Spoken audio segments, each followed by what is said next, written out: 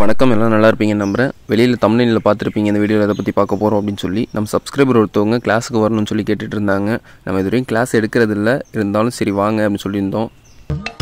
நம்ம என்ன வேலையா செய்ய போகிறோம், சும்மா பார்க்க போகிறோம், இருக்கட்டும், அதுக்கு நம்மளுக்கு என்ன சம்பந்தம் அப்படின்னு சொல்லிட்டு சிப்பி காளான் வளர்ப்பு பற்றி ஓரளவு அவங்களுக்கு சொல்லிக் கொடுத்ததுக்கப்புறமா பெட்டு போட கற்றுக் கொடுத்தோம். ஃபஸ்ட்டு நம்ம ஒரு பெட்டு போட்டு காமிச்சோம், அதுக்கப்புறமா அவங்களே போட வச்சோம். அப்போ தான் அவங்களால இந்த பெட்டு கரெக்டாக போட முடியும்.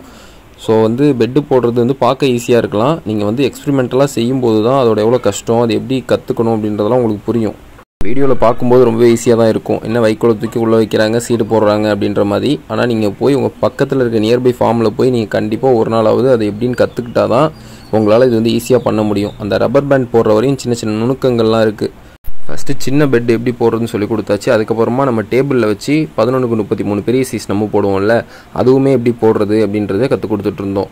அவங்க கொஞ்சம் கஷ்டப்பட்டு தான் போட்டாங்க, ஏன்னா ஃபஸ்ட் டைம் போடுறது அப்படின்றதுனால. இது நார்மலாக தெரியலாம் நமக்கு ஈஸியாக, ஆனால் கொஞ்சம் ஸ்டார்டிங்கில் கஷ்டமாக இருக்கும். போக போக ஒரு பெட்டுக்கு எடுக்கிற டைம் ரொம்பவே கம்மியாகிடும். ஸ்டார்டிங்கில் பார்த்தீங்க அப்படின்னா இந்த மாதிரி டேபிளில் வச்சு போடுற பெட்டே நமக்கு 13 நிமிஷம் வரை எடுத்துப்பீங்க.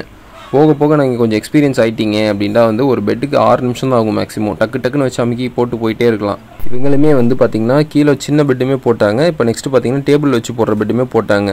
இதில் எது அவங்களுக்கு கம்ஃபர்டபுளாக இருக்குது அப்படின்னு பார்த்தீங்கன்னா மேலே நின்று போகிறது கொஞ்சம் ஈஸியாக தான் இருக்குது அப்படின்ற மாதிரி சொல்லியிருந்தாங்க. என்னை கான்டாக்ட் பண்ணுற நிறைய பேர் கேட்குற கேள்வி என்ன அப்படின்னா மஷ்ரூம் ஃபார்ம் ஆரம்பிக்கலான் இருக்கேன், இது எப்படி உங்களுக்கு நல்ல ப்ராஃபிட்டாக போகுதா அப்படின்னு தான் கேட்குறாங்க. இதுக்கு நான் தெளிவாக ஒரு வீடியோ நெக்ஸ்ட்டு போடுறேன் உங்களுக்கு. என்ன தெரிகிறது? அது ஒண்ணுமில்லடா.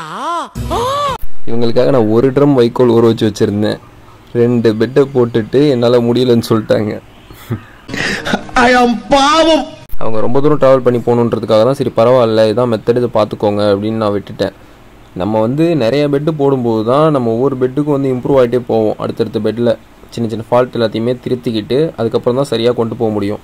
ஸோ நம்ம ட்ரை பண்ணணும். அதுக்கப்புறமா பார்த்திங்கன்னா நம்ம ஷெட்டை பார்க்கணும்னு சொல்லியிருந்தாங்க. பொட்டாசியம் பெர்மாங்கனேட் வச்சு ஃபுல்லாக க்ளீன் பண்ணிவிட்டு அதுக்கப்புறமா நம்ம ஷெட்டுக்குள்ளே அழைச்சிட்டு போய் அவங்களே காளான் பறிக்க சொல்லியிருந்தோம். பார்த்திங்கன்னா தெரியும், அவங்க வாங்கிட்டும் போயிருந்தாங்க நம்ம காளான் ஒரு 3 பாக்கெட் கிட்ட. அப்புறம் மஷ்ரூம் சீடும் வாங்கிட்டு போயிருந்தாங்க நம்மள்ட்ட. கொஞ்சம் மஷ்ரூமோட தேரியை மட்டுமே வச்சு காளான் வளர்த்துற முடியுமா அப்படின்னு கேட்டால் கண்டிப்பாக முடியாது. ஏன்னா அதுக்கு அனுபவம் நிச்சயமாக வேணும். நீங்கள் நேரில் போய் பண்ணும்போது தான் இதெல்லாம் கிடைக்கும். அது மட்டும் இல்லாமல் நிறைய பேர் எடுத்தோடனே ப்ராஃபிட் கிடைக்குமா அப்படின்னு தான் கேட்குறீங்க. ப்ராஃபிட்டுன்றது நான் உங்களுக்கு இதை பற்றி தெளிவாக நெக்ஸ்ட் வீடியோவில் நான் சொல்கிறேன். இன்னும் நம்ம சேனலை சப்ஸ்கிரைப் பண்ணாதவங்க கண்டிப்பாக சப்ஸ்கிரைப் பண்ணி வச்சுக்கோங்க. தேங்க்யூ ஃபார் வாட்சிங். பாய்.